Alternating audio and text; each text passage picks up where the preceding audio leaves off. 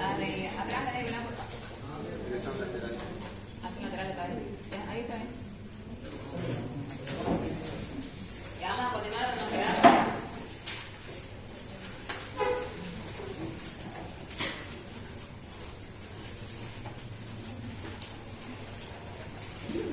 Entonces habíamos hablado, ahora vamos a pasar al examen físico, ¿ya?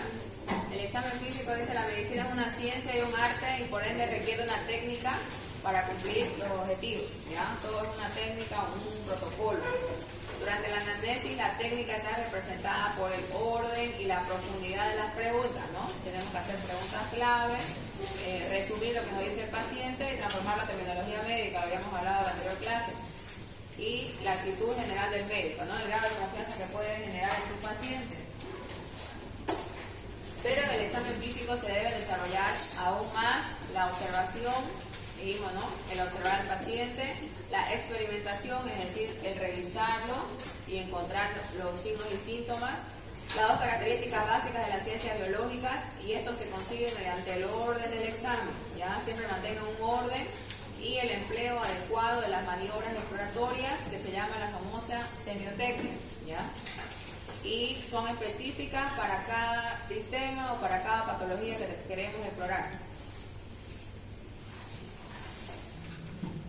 El médico se mantendrá en una actitud vigilante, ¿ya? Debemos observar al paciente cómo se expresa, cómo se dirige a nosotros, cómo tiene la mirada, cómo hace las manos, qué posición adopta, ¿ya?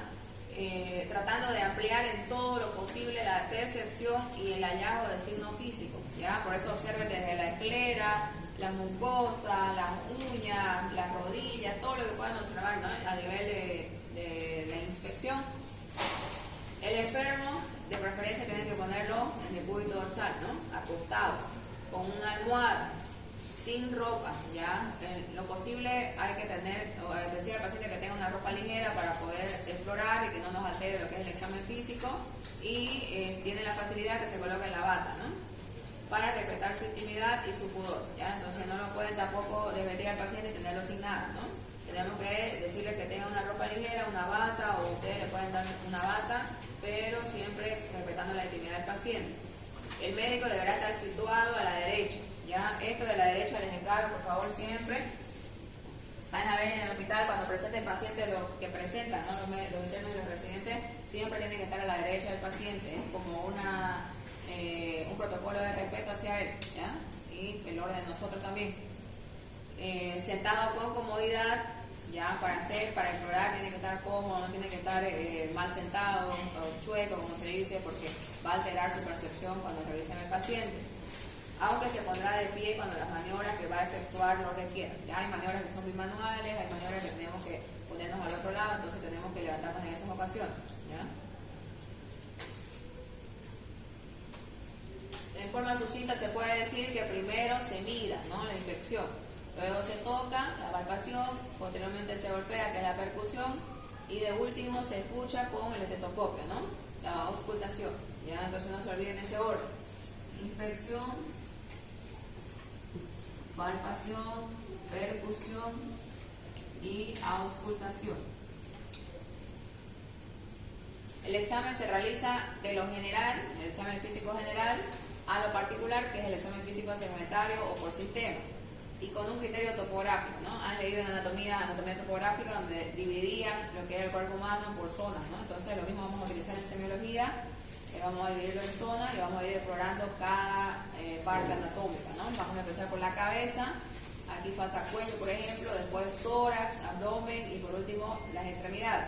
En abdomen también podemos subdividirlo en genitourinarios, ¿no? Evaluando todos los aparatos y sistemas, ¿ya? No debemos olvidarnos de ninguno. Los dos exámenes instrumentales, como la termometría, la determinación de la tensión arterial y la observación de fondo de ojo, se realizarán en la parte final. Ya después que exploren y todo, ya pueden tomarle lo que son los signos vitales, ¿no? La temperatura, la frecuencia cardíaca, todo lo que hemos hablado en la anterior clase. Y esto, por ejemplo, el fondo de ojo ya viene a ser un examen de especialidad, ¿no? Normalmente lo hacen los oftalmólogos o lo hacemos cuando hay emergencia nosotros, ¿ya? Cuando tenemos edemas cerebrales, tenemos crisis hipertensiva, podemos realizarlo. Lo primero que se debe efectuar es la medida del peso, ¿ya? Y en la altura. Esto forma parte del examen físico general. Y ahí van a sacar su famoso IMC. ¿Saben sacar el IMC, no es? ¿Cuál es la fórmula? Peso en kilogramos de medida entre la altura metros al A cuadrado. ver, ¿cómo se acuerda? El peso en kilogramos elevado al cuadrado. Sobre la talla elevado al cuadrado. Lo normal es 18 a 24, ¿no? Y a partir de ahí vienen los sobrepeso, de 100 grados. Eso tiene que saberlo de memoria. ¿Por qué? Porque muchos médicos se olvidan de poner esos diagnósticos y eso va a influir muchísimo en la evolución, ¿ya? No va a ser lo mismo un paciente que llegue ahí joven como su compañero, flaquito, a que llegue uno de obesidad grado 3, ¿no es? No va a ir una neumonía igual que él a un paciente obeso grado 3, ¿ya? Entonces siempre en su diagnóstico, cuando hagan su historia clínica, saquen su IMC y si le sale algo alterado, aumentenle su diagnóstico sobrepeso, ¿ya? Muchos se olvidan de poner eso y es un diagnóstico, es una enfermedad más, ¿ya? Que no debemos olvidar. De memoria, por favor, sobrepeso, obesidad grado 1, grado 2, grado 3. Ya no se dice obesidad mórbida, ya. Se dice obesidad grado 3.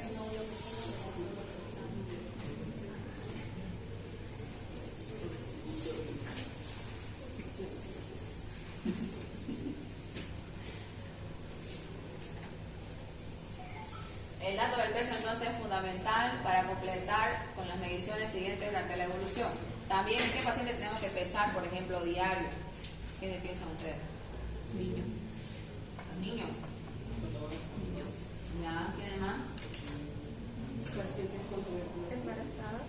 Con tuberculosis, no diario, pero sí por lo menos una vez a la semana, ¿ya? Por el hecho de que la medicación es acorde a peso, ¿no? Diabetes. No, ¿Diabetes en qué caso? Cuando tiene síndrome metabólico. Nosotros normalmente lo vamos a tener en el hospital internado, no van a bajar tanto de peso, ¿no? Eso sería a largo plazo, ¿ya? Por ejemplo, en una consulta nutricional o ¿Pacientes una... con cáncer? Con cáncer, ¿será que va a variar tu peso ahí? Personas con ACV bajan de peso. ACV. Sí, o sea, personas que el ACV es la embolia. Pero eso es a largo plazo, ¿no? Pero hay algunas patologías que requieren diario. ¿Qué se le ocurre? Aquellos que llevan quizás una dieta y una alimentación, después de la cirugía. Después de una cirugía. No se olvide, primero están los renales, ¿ya? Los renales, ¿por qué? Porque ellos van a llegar con edema, ¿no? Ah, cierto. Ya, entonces, a ellos normalmente los que no están en diálisis todavía, los estadios, a partir del 2 hasta el 5, digamos que hay una fase que es todavía predialítica, ellos tenemos que pesarlo diario, ¿ya? ¿Por qué? Porque le vamos a poner diuréticos y les van a perder, van a hacer balances negativos, o sea, van a haber bastante diuresis y va a haber variaciones en el peso diario, ¿ya? Y eso va a ser un método que nosotros vamos a calcular para ver la evolución, ¿ya? Entonces ahí sí lo pesamos.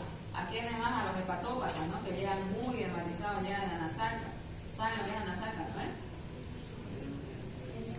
Anasarca es el edema grado 4 generalizado, ¿no? Eso ya llega con edema miembros inferiores grado 4, con derrame pleural, ascitis, ¿ya? Entonces necesitamos pesarlo diario, ¿ya? Más que todo son los pacientes edematizados. Y también las insuficiencias cardíacas, ¿no? Igual saben que las insuficiencias cardíacas vienen con edema miembro inferior, vienen con ascitis, vienen con derrame pleural, entonces ellos tenemos que pesarlo de forma diaria, ¿ya? Está bien las otras demás, pero en ellos no va a variar muchísimo el peso, ¿no? En ellos a largo plazo, por ejemplo, las tuberculosis que están sin tratamiento van a perder peso. Los cánceres que tiene su compañera también, pero a largo plazo, ¿ya? Los ACV que decía igual la compañera es porque ellos quedan con secuelas, no se mueven igual que nosotros y los músculos se atrofian, ¿no? Igual que su alimentación va a alterarse bastante porque tenemos que darle una alimentación enteral, ¿no? Que no va a ser como nosotros que nos alimentamos por vía oral.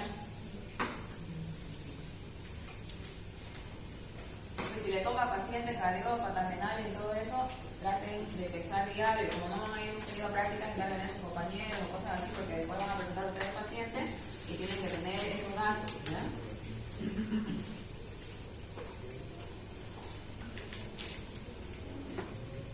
Entonces dice, como cada uno de los capítulos del examen físico se describirá en profundidad los aparatos correspondientes y se señalarán las funciones básicas.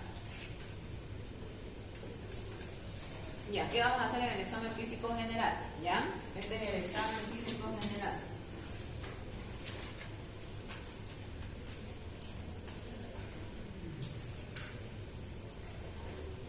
Primero dice, tenemos que ver el nivel de conciencia. ¿Ya? El nivel de conciencia va a variar desde la persona que está en vigilia, que está consciente, que está alerta, hasta el coma. ¿Ya? Pasando por la somnolencia y el estupor. Entonces, los diferentes grados de conciencia puede ser paciente consciente, paciente confuso, paciente, dice ahí, somnoliento, paciente estuporoso, se llama un grado previo al coma. Van a leer qué significa exactamente, después lo vamos a ver en neurológico también. Y por último, el coma. ¿Ya? Estas son las cinco estadios de la conciencia en general, ¿ya? Existen muchísimos estadios entre medio, pero como estamos empezando, esos son los que tienen que saber de memoria, ¿ya? Pacientes entonces pueden que lleguen conscientes, pacientes que lleguen confusos, quiere decir que ustedes le preguntan algo y les responden con palabras que se comprenden, pero se confunden, ¿no? ¿Cuántos años tiene? 38 y tiene 60, digamos, ¿no? Sonoliento, que ustedes le están preguntando y el paciente tiende a dormirse, ¿no? El estuporoso es el paciente que comúnmente dicen disvaría, tiene como que alucinaciones, responde incoherencia, le pregunta dónde vive, en la mesa, digamos, cosas así, ¿ya? Y el coma es aquel que no te responde nada, ¿no? Ni antífonos eternos, ni dolorosos, ni verbales, ni nada, ¿ya? Después la orientación temporoespacial, ahí lo está dividiendo también, ¿no?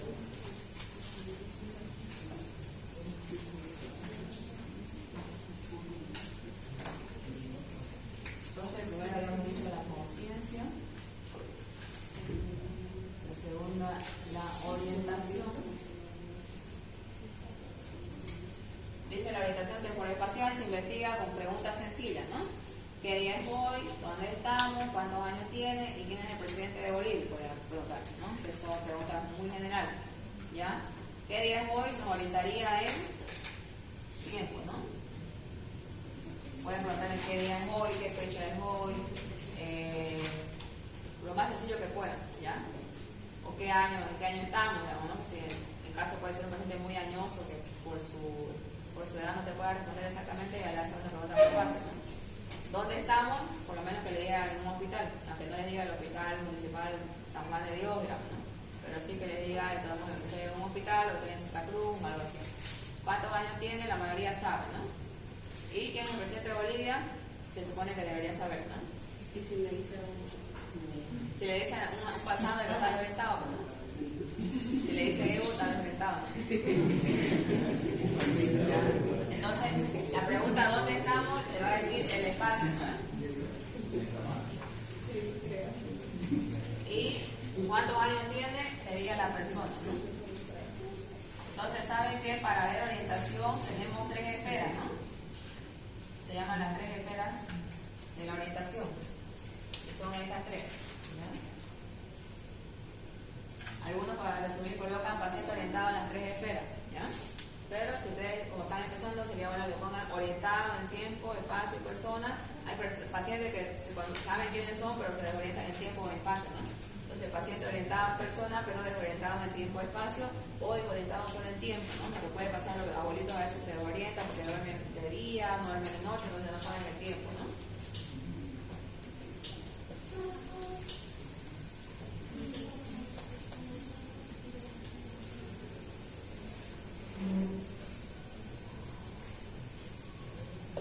Hay pacientes con acusia o hipoacusia, ¿no? Que no escuchan bien, entonces tienen que apegarse a ellos, hablarles fuerte. Les va a tocar pacientes que no hablan español, entonces pueden ir haciendo ya cursos de idioma ordinario, pues sería buenísimo, ¿ya? Porque hay pacientes que no se pueden comunicar justamente por eso. Actitud o postura sería el tercer punto del examen físico general.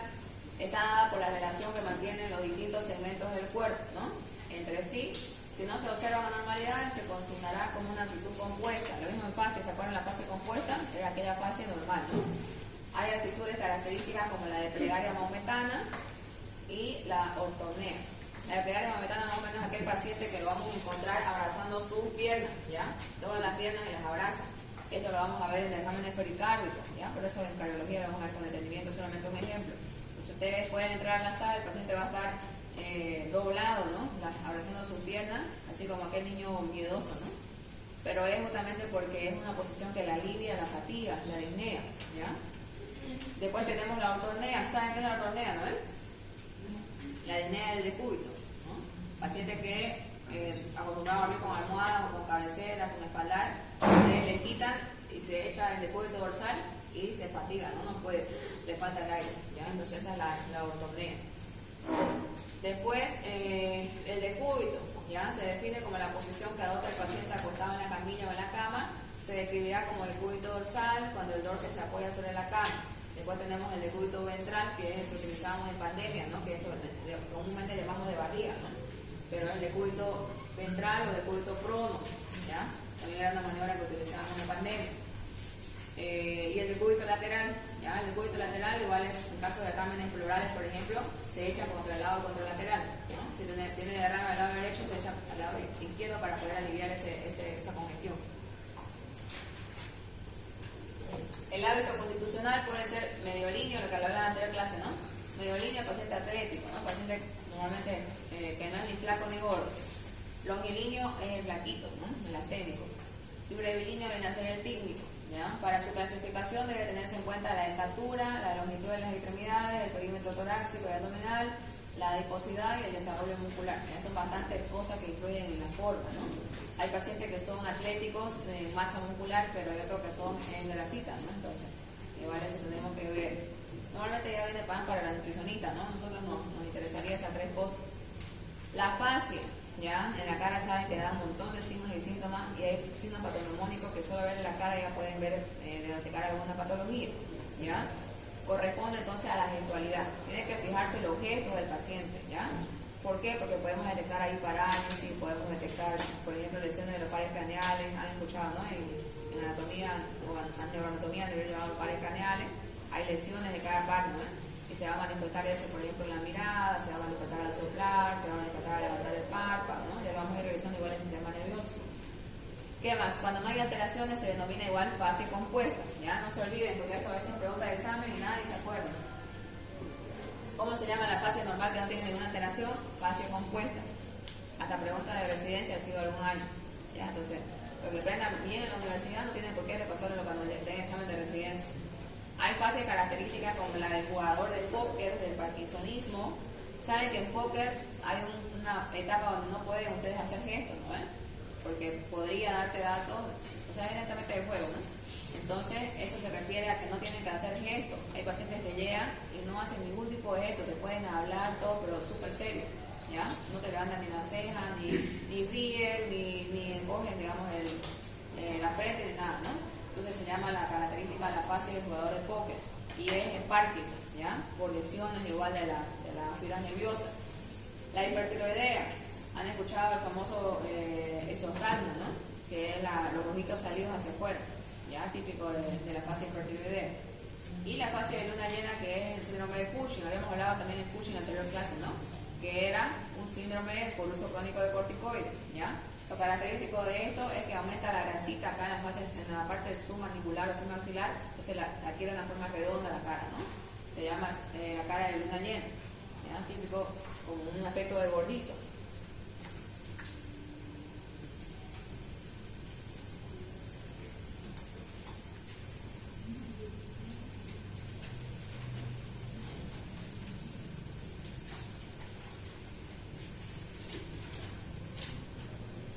El estado de nutrición es difícil, dice la evaluación clínica, y no puede inferirse solo del peso corporal o la magnitud del panículo adiposo. Requiere una cuidadosa anamnesis alimentaria, ¿ya? El uso de parámetros antropométricos, que es para medir, ¿no? Como el índice de masa corporal que les había dicho, el perímetro cintura, ¿ya? El perímetro de la cintura se considera actualmente como, o perímetro abdominal en otras palabras, como un factor de riesgo agregado para la enfermedad cardiovascular, ¿ya? Se dice que por más que la persona sea flaca en todas las partes del cuerpo, pero tenga barriga, o sea, realmente el perímetro abdominal tiene mayor riesgo que una persona que no tiene panza, ¿ya? Eso también influye bastante. Estudios inmunológicos como poblaciones linfocitarias también tienen que muchísimo que ver, no se ha visto actualmente lo que son los linfocitos TCD4, influyen en esta parte, y otros exámenes de laboratorio. Por ejemplo, la albúmina, saben que es la principal proteína encargada de qué presión. Bien, no se olvidaron.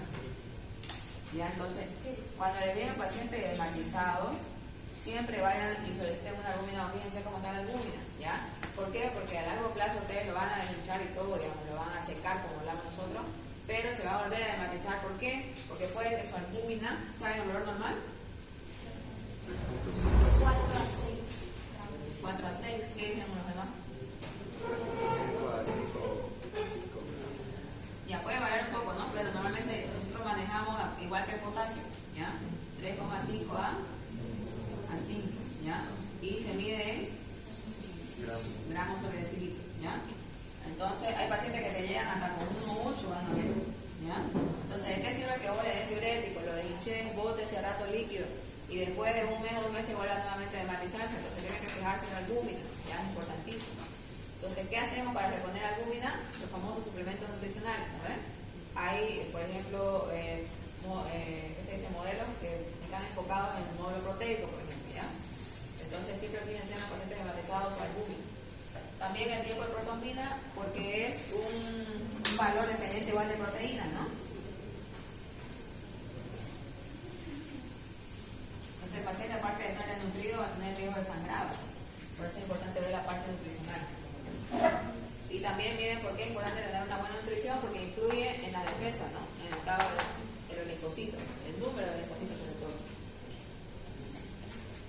También debemos evaluar el estado de hidratación, ¿ya? Se evalúa mediante la inspección y la palpación, ¿ya? Hay signo de deshidratación, el famoso signo del pliegue, ¿ya? ¿Han escuchado el signo del pliegue en los niños? Donde ustedes le pellizcan una parte de la piel y hay una turgencia, ¿no es? Entonces, eso nos da a entender que ese niño está súper deshidratado. Y ahí la mamá normalmente llega y dice, está vomitando de hace 1 hora, pero no puede mentir, ¿no ves? Puede ser que hace 2 días, porque el signo del pliegue va a estar positivo. Signo de la lengua, que es fijarse, ¿no? La lengua, cómo está el estado de hidratación, y de las axilas secas, porque normalmente el paciente que está deshidratado no va a tener sudoración, ¿no? Porque todo lo que es la bulimia se va a enfocar a los órganos más nobles, ¿no? Como es el corazón, el cerebro y el riñón. Y la parte de la piel va a estar descuidada, ¿no? Las mucosas. Son evidencias de sobrehidratación, el signo de la fobia, ya lo habíamos visto en una foto que les mostré, ¿no? Que es típico en los pacientes hematizados, y lo vamos a clasificar de acuerdo a las cruces, ¿no? Va a haber Godet 1 cruz, Godet 2 cruces y Godet 3 cruces, ¿ya? Que pone de manifiesto la presencia de edema. La quemosis es un edema en la córnea, ¿ya? Edema corneal. ¿Cómo lo vamos a revisar? Normalmente necesitamos una luz, ¿ya? Y lo que van a ver ustedes, digamos, acá está el iris y alrededor la córnea, ¿no? Entonces, esa córnea ustedes la van a ver como que si tuviera una doble capa, ¿ya? Un doble borde, ¿ya? Bien translúcida y con doble perímetro, más o menos, ¿ya? Entonces, eso va a ser el signo de la quemosis, edema corneal, ¿ya? Significa igual que está sobrehidratado, está hematizado. Y por último, los derrames en cavidades, ¿ya? Lo que nosotros llamamos la serositis o la poliserositis, ¿ya? Que vendría a ser la ascitis, que es la presencia de líquido en la cavidad peritoneal, ¿no? Los derrames pleurales, que no solamente se dan por enfermedades pulmonares, ¿no? También se da por pancreatitis, por ejemplo, el derrame pleural, puede darse por una enfermedad renal, una hipoalbuminemia, ¿ya? ¿Y qué más han escuchado? El derrame pericárdico, ¿no? Que es uno de los más graves.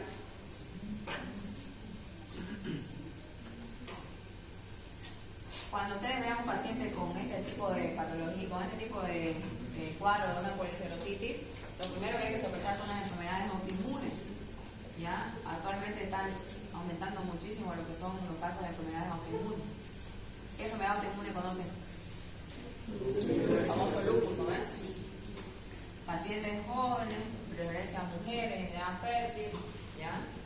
Y llega así, ¿no? Llega con derrame pleural, así y todo. Lo primero que uno diría, está fallando el corazón o está fallando el riñón, ¿ya? Una insuficiencia cardíaca o una enfermedad renal. Pero, haciendo la anamnesis van a ver que tiene para lupus, ¿ya? Para lupus ya vamos viendo que hay enfermedad o signos característicos de lupus, solamente la anamnesis, ¿ya? Y por último ya dijimos los derrames en cavidad, ¿no?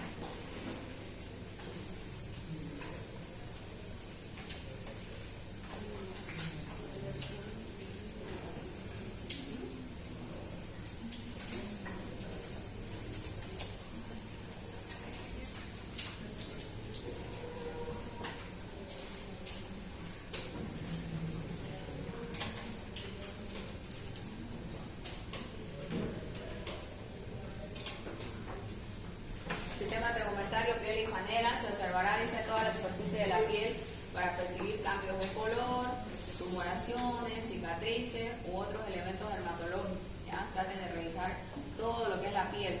Muchas veces se nos va, por ejemplo, en los pacientes añosos, la parte de atrás, ¿no? Porque ellos están postrados, están con poca fuerza, no se mueven, entonces siempre tenemos que tapar al paciente, hacerle dar la vuelta, revisar las caderas, la espalda, la zona lumbar, ya, porque ellos tienen úlceras por presión, tienen a veces hasta quemaduras, ¿no? Porque por la dificultad de moverse surgen de lesiones, ¿ya? Se observará asimismo el trofismo, ¿ya? El trofismo, ¿saben qué es? Cuando aprietan una extremidad, sentirla, que tiene, ¿qué le puedo decir? De turgencia, ¿no? Que está densa, ¿ya? En los ancianos es habitual la piel atrófica, ¿no? Aquella piel arrugada, debilitada, ¿no? La palpación se emplea para determinar la temperatura cutánea y diferenciar entre la piel seca y la piel húmeda. Ya también tenemos que palpar lo que es piel. Se denominan faneras a todas las manifestaciones pilosas, ¿ya? Es decir, lo que tiene que ver con los pelos, ¿no? Los pelos craneanos, las cejas, las pestañas, la barba, el bigote, el vello axilar, el vello pubiano, las uñas de las manos y de los pies y los pezones también hay que revisar, ¿no? Hay patologías, por ejemplo, el cáncer de mama que se va a manifestar con retracción del pezón, eso también tenemos que revisar, ¿ya? A veces va a ser un poco incómodo en algunas pacientes, pero tenemos que saber pedirles esa parte, ¿no? Y, por ejemplo, en barba, que vamos a encontrar las famosas micosis, vamos a encontrar algunos nódulos, ¿no? Hasta abscesos, hay algunos pacientes que tienen ahí, no se han dado cuenta, por eso tenemos que revisar, ¿ya?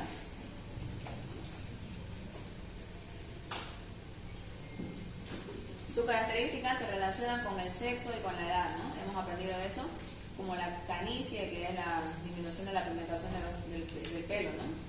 Y la calvicie, que es algo genético normalmente, ¿no? En los ancianos también, el vello pubiano, romboidal en los hombres y triangular en las mujeres, ¿ya? Eso es importante. En las uñas se observará el trofismo, los cambios de color y si se encuentran despegadas de su lecho, ¿ya? En uñas vamos a ver bastantes manifestaciones de patologías sistémicas, ¿no?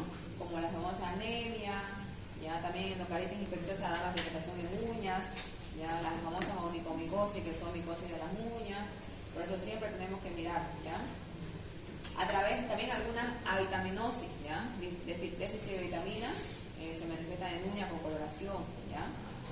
A través de la piel se puede ver la circulación venosa con sus características diferenciables en los casos de hipertensión portal. Habíamos hablado, ¿no? En hepatopatía tenemos la famosa hipertensión portal que se va a manifestar con circulación colateral y engrosamiento de las venas, ¿no? Habíamos visto una imagen también. El síndrome mediastínico, que se va famoso por un edema en clavina, no sé si han escuchado.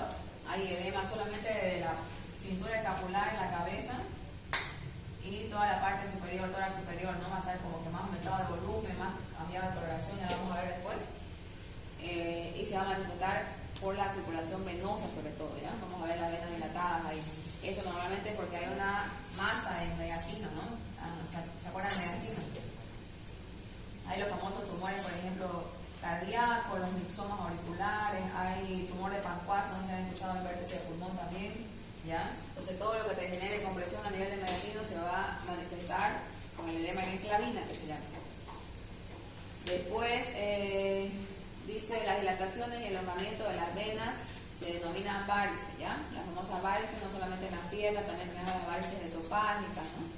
Que son frecuentes en embarazo y en la mujer posmenopáusica. Pueden provocar depósitos de pigmento en la piel y trastornos tróficos como la úlcera varicosa, ¿ya? Entonces, la úlcera varicosa es otra patología muy frecuente que vemos en los pacientes añosos, pacientes que ya no realizan actividad física, que paran más tiempo sentados, ¿no? Esa circulación está alterada, está disminuida, entonces se van a producir las soluciones de continuidad que son las úlceras, ¿no? Y son aquellos pacientes que tienen ya lesiones crónicas, que tienen que ir sí o sí a colación todos los días, y súper horrible, ¿no? Aparte que huele mal, gastan plata porque tienen que utilizar cremas y todo, entonces tenemos que prevenir eso y detectar a tiempo.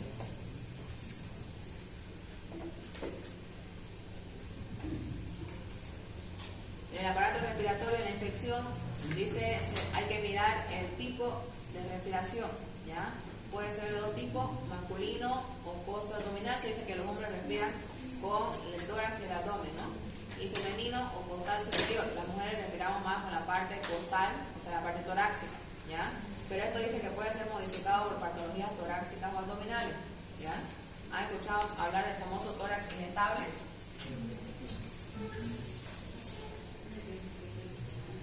Ya, es un cuadro por un traumatismo, ya, un politraumatismo. Entonces aquí, por ejemplo, hay fracturas costales, hay lesiones nerviosas en la parte torácica. Entonces esos pacientes van a llegar respirando como de forma muy desordenada, ¿ya? Entonces no van a respetar el patrón que dice, ¿no? Costo abdominal o costal superior en las mujeres. Después, que además no puede alterar, no puede alterar el patrón respiratorio, las lesiones nerviosas, ¿ya? Por dolor, por ejemplo, el famoso herpes. ¿Han escuchado el herpes? Que da, ¿no?, en la parte torácica. Entonces, por dolor el paciente va a alterar su mecanismo de respiración, su patrón respiratorio, ¿ya? También la famosa miastenia gravis, ¿ya? Es una patología. Una preguntita, ¿por qué el herpes influye en la respiración? Porque produce un ardor muy intenso, ¿ya? Son esas ampollas, ¿han visto, no? Son unas ampollas que respetan lo que es el segmento de un nervio, el trayecto de un nervio, ¿ya? Entonces, al producir bastante dolor, el paciente va a dar una respiración antiálgica, que se llama, ¿ya? Por ejemplo, si están acá en lesiones, va a tratar de no mover mucho y respirar por el otro lado, ¿ya? Y ahí uno, si no mira eso, va a pensar que está pasando algo en la nivel sistémica, ¿no? Por eso debemos revisar.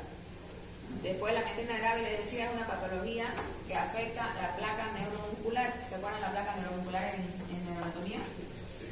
Ahí llegaba el nervio y aquí estaba el receptor, ¿no? Entonces, en la transmisión, ¿se acuerdan que había neurotransmisores? Había acá, como decir, canales que liberaban los neurotransmisores, ¿no? Entonces, la miastenia va a afectar justamente esta neurotransmisión y no va a llegar este estímulo nervioso de forma normal, va a llegar retrasado al músculo, ¿no? Entonces, estos pacientes lo que tienen es debilidad muscular, ¿ya? En el caso grave, quedan los famosos cuadriparesia o cuadriplegia, que no mueven prácticamente todo el cuerpo, solamente la cabeza, ¿ya? Entonces, ellos llegan a ventilación mecánica, ¿ya? Entonces, ahí el patrón respiratorio pues, va a estar bien alterado, ¿no? Va a depender de un ventilador.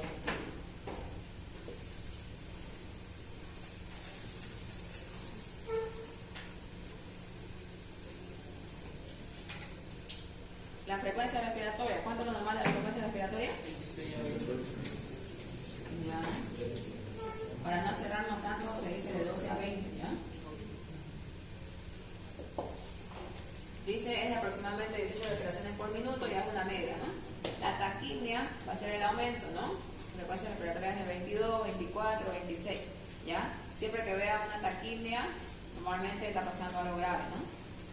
Y la bradipnia es la disminución. La bradipnia normalmente siempre es de causa neurológica, ¿ya? Lesiones a nivel del tronco encefálico, a nivel del centro de la respiración, entonces ya tiene que ser algo, tiene que investigar si no ha sido un accidente cerebrovascular a ese nivel, no ha habido antecedentes de traumatismo encefalocraniano, tal vez alguna intoxicación igual por ejemplo, el monóxido de carbono cuando hay incendios y todo lo demás afecta, ¿ya? Y la taquipnia, como les decía, es lo más frecuente que vamos a ver en la práctica clínica, ¿ya? Lo que uno pensaría que sea de causa respiratoria, ¿no? Como, por ejemplo, ¿qué te puede alterar la frecuencia respiratoria? Lo más frecuente es respiratorio, una neumonía, ¿no? Un asma bronquial, aquellos pacientes que llegan con su broncoespasmo, respirando a 30 por minuto. ¿Qué más a nivel pulmonar? El famoso EPOC, la enfermedad pulmonar obstructiva crónica, la tuberculosis también cuando está en la fase activa, ¿no? Y hay causas no respiratorias, ¿no? ¿Perdón, lo decía? ¿Ya están cansados de tuberculosis? Más se van a casar cuando vengan los pacientes. No, hay altísimo paciente con tuberculosis, ¿no? Entonces, las causas no respiratorias, primero serían las neurológicas, ¿no? Por ejemplo, una infección del sistema nervioso central, ¿no? La famosa meningitis, que van a dar taquimia. ¿Qué más a nivel neurológico? Una epilepsia, ¿no? ¿Por qué? Porque obviamente por los movimientos anormales, por el dolor y todo lo demás, se va a meter la frecuencia respiratoria. También hay causas musculares, ¿no? que serían todos los tipos de dolor muscular que van a producir taquipnea. ¿Qué más? El ejercicio te produce taquipnea, ¿no? En causa fisiológica. El embarazo vale cierto grado de taquipnea, ¿no? La embarazada respira más que nosotros. La obesidad, ¿no? Por la dificultad respiratoria que comprime el tórax, ¿ya? Entonces hay un montón de causas, ¿ya? Pero las más frecuentes van a ser las respiratorias siempre. Por lo general casi todas las patologías provocan problemas respiratorios. Taquipnea más que todo, ¿no? Porque hay otras que producen bradipnea, ¿no? Que es la disminución. Dice, pues seguimos la profundidad respiratoria. La respiración puede ser superficial, que se llama hipopnea, o profunda, que se llama labatipnea, ¿no? No es lo mismo que respiremos de forma muy superficial. Ahí corremos riesgo, por ejemplo, los pacientes pierden lo que la famosa el famoso CO2, ¿no ven? Y sabemos que el CO2 también no solamente es tóxico y dañino, sino que también nos ayuda en el equilibrio para regular lo que es la hematosis, ¿no? ¿Se acuerdan a nivel del alveolo? ¿No ven? Había, si bien la sangre, o bueno, del capilar salía el CO2 hacia el alveolo para expulsarse, ¿no? Pero también entra el oxígeno del alveolo al capilar. Y entonces para que se produzca este intercambio tiene que estar todo equilibrado, ¿ya? Si perdemos mucho CO2, digamos que ya no hay CO2 por acá y todo se va por esta hiperventilación o esta respiración superficial, entonces no va a poder entrar el oxígeno, ¿no? Porque esto es un intercambio, ¿ya? Entonces también nos va a producir hipoxemia, ¿ya? Y el aumento del CO2, por ejemplo, se llama hipercapnia, ¿ya? Y eso normalmente lo vamos a ver en gasometría arterial, ya van a ver igual gasometría, ¿ya? Y normalmente las hipercapnias vienen acompañadas de hipoxemias, ¿ya? Que sería la disminución del oxígeno en sangre, ¿ya? Entonces las expresiones superficiales tampoco son buenas, ¿no? Sino que nos eliminan más la CO2. Ahí, por ejemplo, en respiración superficial están las famosas acidosis, ¿ya? Hay acidosis metabólica, acidosis respiratoria. También hay aquellos pacientes que les comentaba, las famosas HI o hipocondriacas, ¿no? Que están fingiendo algo, digamos, o quieren atención de alguien y están respirando muy superficial, ¿no? No se dan cuenta de eso. Y profundo o batipnea ya es por una alteración neurológica, ¿ya? O hay alteración a nivel de los nervios en la parte respiratoria, entonces el paciente tiene que meter más aire para poder sentirse satisfecho, ¿ya? O también la respiración profunda o batipnea es cuando el cuerpo llega a un cierto punto donde baja demasiado la CO2, ¿ya? Y como mecanismo compensatorio hace esas respiraciones profundas para poder recuperar su CO2, ¿ya? Entonces todo van a ver cómo es a nivel de pulmonar, todo coordinado. También hay que indicar el ritmo respiratorio y se observan signos de dificultad respiratoria. ¿Quién conoce signos de dificultad respiratoria? Son importantísimas, ¿ya? ¿Por qué? Porque esto nos van a orientar a actuar rápido ante alguna emergencia respiratoria o incluso nos van a orientar a que ese paciente puede requerir intubación orotraqueal, ¿ya? La intubación que se llama de emergencia, ¿ya? Es famoso, por ejemplo, aleteo nasal, ¿ya? Ustedes lo van a ver, por tanta falta de aire ese paciente, las narinas van a comprimirse, ¿no? Los niños normalmente son los más sensibles a presentar esto, ¿ya? Después, el tiraje intercostal.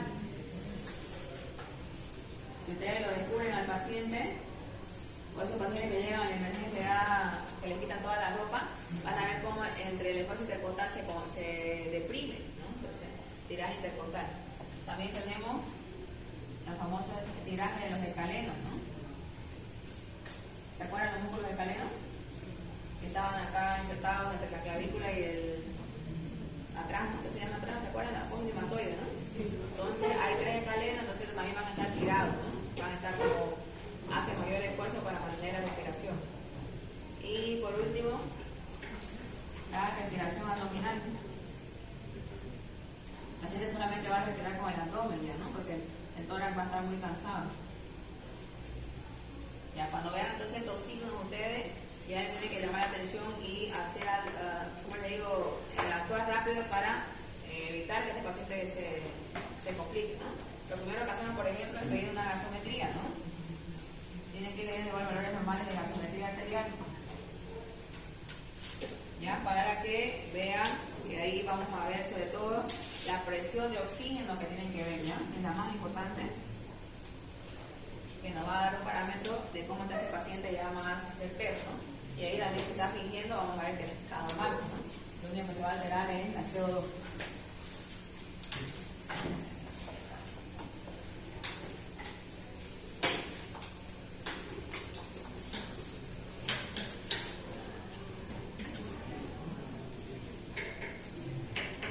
En la palpación dice se buscarán cambios de temperatura, ¿ya? Nódulos y puntos dolorosos, se explotará la expansión de los vértices y las bases, los movimientos de ampliación que se llaman, ¿no? La elasticidad del tórax y las vibraciones vocales, ¿ya? Las vibraciones vocales, ¿se acuerdan cómo se hace la exploración? ¿No? Se pone la mano de esta forma, de forma horizontal, los dedos unidos, y se le dice al paciente que diga la palabra o el número 33, ¿no? Y lo vamos a explorar, ¿ya? Digamos que esta es el tórax del paciente. Ya, entonces nosotros vamos poniendo las manos de forma ordenada, ¿ya? Primero los vértices, ponen acá el vértice derecho, digan 33, 33. Y lo que van a sentir ustedes es las vibraciones del tórax ahí, ¿no? Que serían las famosas vibraciones vocales. Lo comparan siempre con el otro lado, ¿ya? Siempre al hacer el examen físico, comparan un lado con el otro para ver cuál es el que está alterado, cuál es, o están normales los dos, ¿no? Lo se repita, después nos vamos al medio, a los tercios medios y por último a las bases, ¿ya? Esa va a ser la forma. ¿Se está yendo? Ah, calor. ¿Y el aire? ¿Tenemos acá? Los ventiladores. Por lo menos los ventiladores están locos. Doctora, la exploración se hace en la parte dorsal o en la... Atrás, en la espalda, ¿no? En la parte dorsal. ¿Ya? Como decía su compañera, ¿ya? Importante, las vibraciones vocales más se van a escuchar en la parte dorsal, en la parte de atrás, en la espalda. La percusión se valorará la presencia de sonoridad, matidez o submatidez de la distinta región. Ya en la parte pulmonar, por ejemplo, ¿qué vamos a escuchar? Vamos a escuchar la sonoridad de los pulmones, ¿ya? Lo hacemos en los espacios intercostales de esta forma, ¿no? Con el dedo en medio y de esta forma, así, en la mano percutora que se llama, vamos percutiendo, ¿ya? Esto solamente es general, después vamos a ir al aparato respiratorio, ¿ya? Y lo que es pulmón va a estar con sonoridad y lo que es corazón, aquí al medio va a haber matidez, ¿no? Porque el corazón sabemos que es un órgano sólido, ¿ya? Entonces aquí va a haber matidez, aquí sonoridad y nada más en tórax, ¿no? La ocultación se estudiarán los ruidos respiratorios normales en las distintas regiones, el famoso murmullo vesicular, ¿no? El murmullo vesicular va a estar en todo lo que son los campos pulmonares. La respiración bronquica, obviamente en la parte central, ¿no? Desde el cuello hasta la mitad del tórax, y la broncovesicular que va a estar en las uniones, ¿no? En la entrada de los bronquios a los pulmones, más o menos a este nivel. La aparición de ruidos agregados que van a ser los anormales, ya los detectores crepitantes, los frotes, ya ahí vamos a ver, vamos viendo conforme lleguemos a ese tema, los sonidos, ¿ya? El murmullo vesicular, han tenido la oportunidad de escuchar algo normal? Es como un soplo normal, ¿no? ¿Ya? Pero lo vamos a ver en la práctica. Y lo más característico que vamos a encontrar son los estertores, ¿ya? Estos estertores significan que hay algo ocupando en los alveolos, ¿ya? Puede ser agua, puede ser pus, puede ser la famosa flema, ¿ya? Entonces, a la entrada del aire hace este sonido, ¿no? Y los frotes vienen a ser las pleuras más que todo. Las pleuras se acuerdan que son las capas que cubren los pulmones. Cuando hay una inflamación a nivel de la pleura, entonces se escucha como un desprendimiento, ¿no? Como si las hojas estuvieran secas y se desprendieran. La ocultación de la voz también puede proporcionar datos como la broncofonía, ya que es aquella voz muy chillante cuando hay inflamación en las cuerdas vocales. Es aumento de la resonancia de la voz normal. Y la pectoriloquia áfona es escuchar con claridad la palabra articulada dicha en secreto. La pectoriloquia áfona es cuando ustedes le dicen al paciente que hable, digamos, en secreto, que se llama, ¿no? Y se escucha, ¿no? Ya lo vamos a ir viendo en la práctica también. Normalmente estas dos son típicas de infecciones de vía aérea superior, las famosas IVAs, ¿no? Porque hay inflamación tanto de las cuerdas bucales, la parte de la faringe y de la tráquea, ¿ya? Ahorita están demasiado comunes, por ejemplo, estas enfermedades, ¿no? Por influenza, por COVID. O sea, vamos a tener la oportunidad de explorar eso.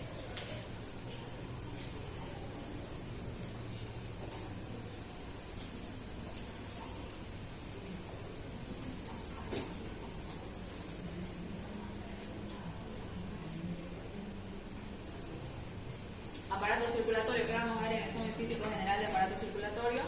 En la infección se observarán latidos localizados generalizados, ¿ya? Por ejemplo, en infección normal no se puede ver nada, ¿no? ¿Por qué? Porque no hay ninguna alteración, ¿ya? Entonces lo que nosotros solamente vamos a inspeccionar en la respiración normal, por ejemplo, no haya ninguna sobresaliencia en tórax, no haya ninguna depresión anormal, ¿ya? Lo que sí vamos a detectar a nivel de la palpación el choque de punta, ¿ya? El famoso choque de punta debe estar situado en el quinto espacio intercostal por dentro de la línea hemiclavicular. No sé, yo no me acabo de ver en lo último.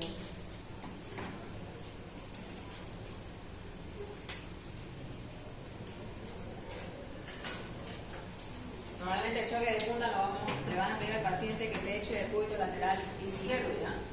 Para que si el corazón se apegue más a la pared torácica y lo podamos percibir mejor. Entonces, digamos, ahorita la primera costilla, la segunda, la tercera, la cuarta y la quinta, ¿no? Entonces, primera vuelta. Más o menos por acá, y dice en la línea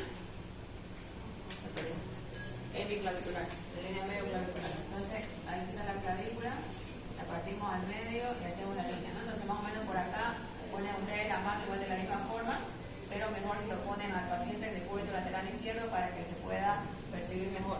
Y van a escuchar cómo la punta del corazón toca con sus manos, ¿no? En la palpación se realizará la maniobra de Dressler y se buscarán frémitos o frotes. Esta maniobra más que todo es para ver el patrón respiratorio, lo que les decía, el frémito, por ejemplo, es la percepción táctil de un soplo, ¿ya? Entonces todo es palpación ahorita. Los famosos soplos que escuchamos con el estetoscopio, ¿ya? Hay algunos que son tan fuertes, tan intensos, que solamente con colocarle la mano ya lo vamos a percibir, ¿ya? Entonces, el frémito no es nada más que percibir los soplos, pero con la mano, a la palpación, y un estetoscopio, ¿ya? Y normalmente son consecuencias de lesiones muy graves, muy crónicas, ¿ya? La percusión del corazón carece de aplicación práctica, ¿ya? No sirve de mucho percutir el corazón porque se supone que hay matidez. Si no hubiera matidez, está muerto el paciente, lo que no va a haber sangre, ¿no? Entonces no nos sirve. Y en la ocultación se escucharán los ruidos normales y patológicos, los silencios y los soplos. Aquí es importante, por ejemplo, los ruidos cardíacos, ¿ya?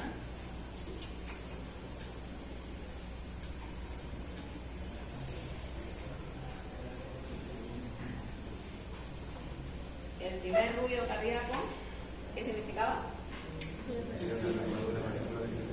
Ya no recuerdo que se lo diga, ¿no?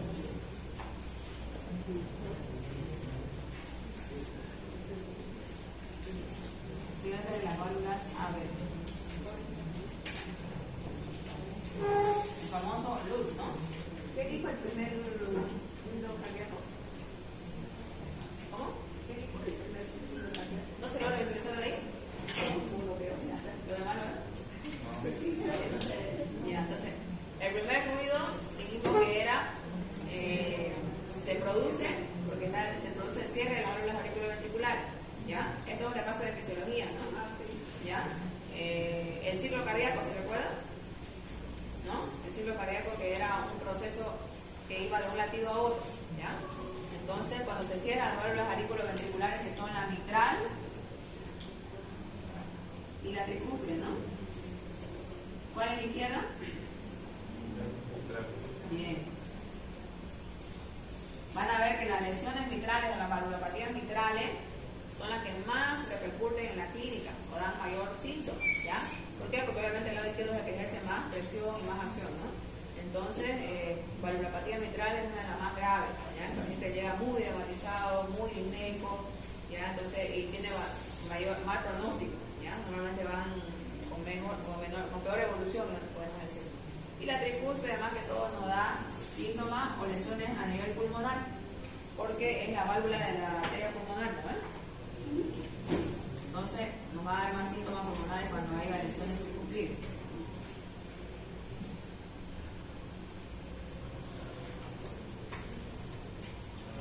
Por ejemplo, nos va a dar la famosa disnea, el paciente va a estar cianótico, la tos seca, ¿ya? Entonces, ¿por qué? Porque la tricúspide es la válvula de la arteria pulmonar, entonces la pulmonar saben que va a pulmón, ¿no? Entonces, cualquier aumento, y aparte de que su presión es baja de ella, ¿no? No es como la aorta. Entonces, cualquier aumento de presión o variación acá va a repercutir en los pulmones que se van a edmatizar, ¿no? Pueden que se edmaticen y incluso puede llegar a edema agudo de pulmón, ¿no? Que es una emergencia cardiológica.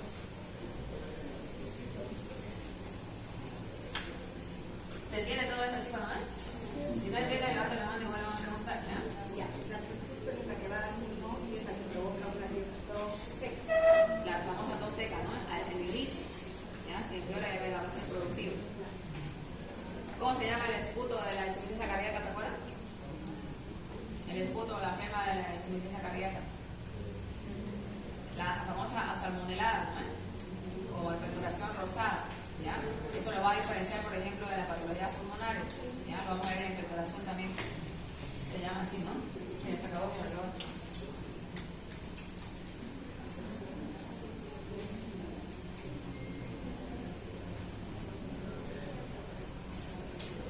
¿Ya? Este tiene una coloración rosada. ¿Qué es eso? El aspecto de la flema, el esputo, ¿ya? Paciente, por eso, cuando le digan, estoy tosiendo y con flema, ustedes tienen que preguntar qué color es su flema o su expectoración, ¿ya? No es lo mismo que sea asalmonelada o rosada, a que sea una verdosa, ¿no? ¿Qué le expresiona si fuera una verdosa? ¿Una infección de qué tipo más que todo? Bacteria. Más que todo es micológica la verdosa, ¿ya? Ajá. O si es bacteriana, tiene que sospechar de pseudomonas.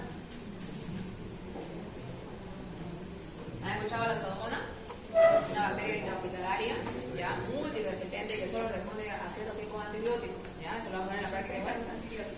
¿Cómo?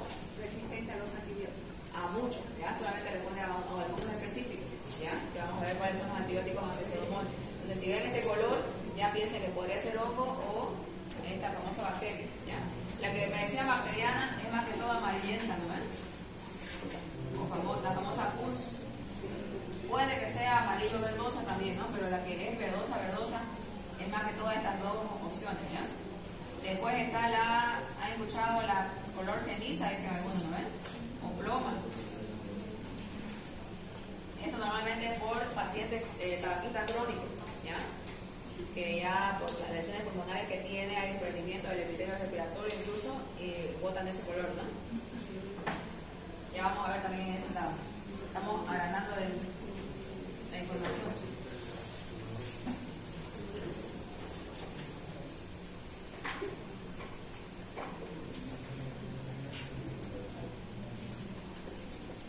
También otra cosa importante son los pulsos, ¿ya? Los pulsos periféricos. Tienen que saber palpar todos los pulsos que tenemos a nivel periférico. Uno de los importantes es el carotidio, el radial, el femoral, el popliteo. Esto también es importante para la toma de gasometría, ¿ya? Vamos a ver que la gasometría es un laboratorio que pedimos en forma de emergencia, pacientes grave. Entonces tenemos que, por ejemplo, ya cuando está aquí internado, incluso si van a la práctica, ya le va a tocar hacer gasometría. Para eso tienen que identificar los pulsos, ¿ya? Donde palpamos el carotidio, donde palpamos el radial, el femoral, el popliteo. El popliteo sabe que es la fosa poplitea, ¿no? Tibial posterior y tibial anterior también existen, nos guiamos por el maleolo, ¿no? Y el pedio que viene siguiendo la ruta del dedo índice, ¿no? Del pie. Y también la toma de presión arterial. Eso lo vamos a repasar en práctica, ¿ya? ¿Saben la técnica correcta para tomar presión arterial? Sí, ¿no? Primero el paciente tiene que estar tranquilo, si viene a la consulta hay que hacer esperarlo por lo menos 10 minutos, charlar, distraerlo, ¿no ves? después sentarlo, normalmente lo preferible es el brazo izquierdo. Si tiene alguna lesión o está con suero o algo ahí, entonces el lado derecho recién, ¿ya? El corazón, el brazo a la altura del corazón, ¿ya? ¿Qué más? De la flexura cuentan 3 dedos para arriba, ¿no? Y ahí identifican el pulso. ¿Qué pulso viene acá? Pulso braquial, ¿no? Y ahí recién ponen su manguito con las 2 mangueras justo ahí y van tomando, ¿no? Que lo vamos a repasar en la práctica para que no se olvide. El examen de abdomen se investigará en el aparato digestivo y el genitourinario, por eso les decía, se dividen en los dos, ¿no? En la infección se observará la forma del abdomen, ¿ya? Ahí vamos a ver, por ejemplo, el abdomen batracio, que se llama, que son las barrigas que cuelgan, ¿no? Por el tejido adiposo. La simetría del abdomen, ¿ya? Cuando hay tumores hepáticos, tumores o los famosos,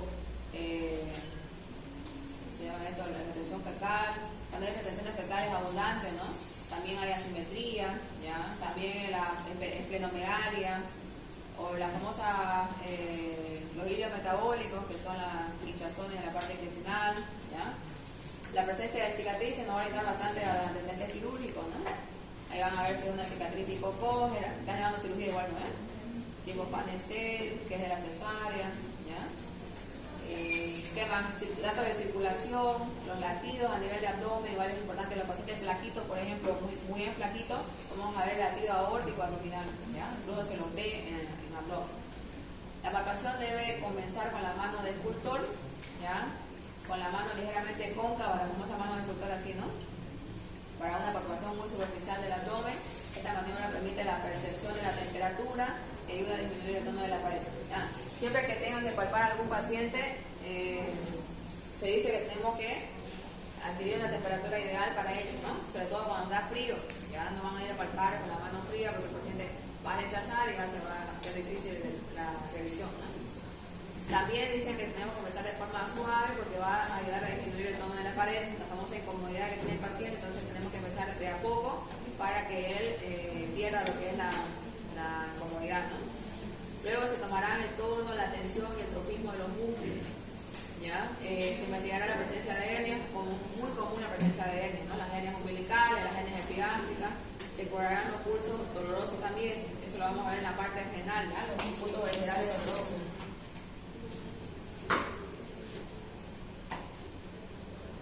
La palpación profunda permitirá examinar las vísceras huecas como el marco colónico, los órganos sólidos como el hígado, el vaso, los riñones. La percusión es útil para el diagnóstico de la citis, ya vamos a ver cómo es el signo de la ola cítica.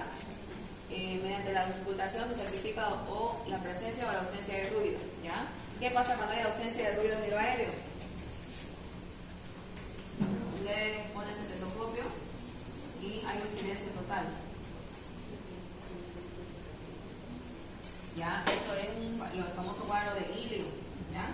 Cuando hay parálisis total del peritatismo intestinal, ¿ya? La contracción de los intestinos. Entonces, esto es una emergencia, ¿ya? Hay que ver la causa inmediatamente, ¿ya? Normalmente lo que hacemos es una radiografía de abdomen de pie para ver si no hay los famosos niveles hidroaéreos que van a ver en cirugía, ¿ya? Que se ven más o menos así en la radiografía, ¿no? Entonces son signos de obstrucción intestinal, ¿ya? En este caso, por ejemplo, tienen que entrar al quirófano inmediatamente, ¿ya? Pero antes de ustedes hablar del cirujano y todo, tienen que ver, por ejemplo, un cuadro famoso por el potasio, ¿ya? El famoso ilio metabólico se llama, ¿ya? Donde no es obstructivo netamente, sino que por baja del nivel de potasio. Perdón, ¿te pasó algo? ¿No? Que lo ven cómodo. ¿Ya? Entonces dijimos que el valor del potasio era 3,5 a 5 igual que la albúmina, ¿no es? Pero el potasio es el equivalente sobre el litro.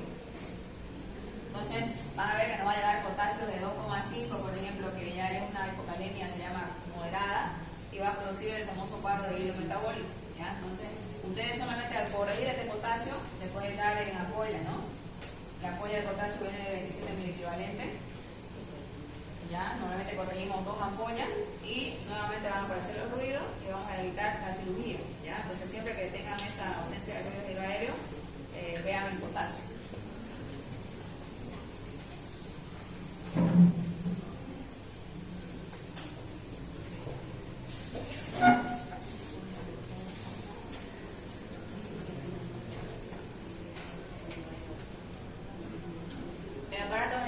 comienza con la inspección de los genitales externos, dice, ¿no? La simple inspección, en el hombre se marcan los testículos y los epidídimos, la próstata se puede palpar ya mediante un tacto rectal, normalmente ya es cuando viene la queja dirigida, ¿no?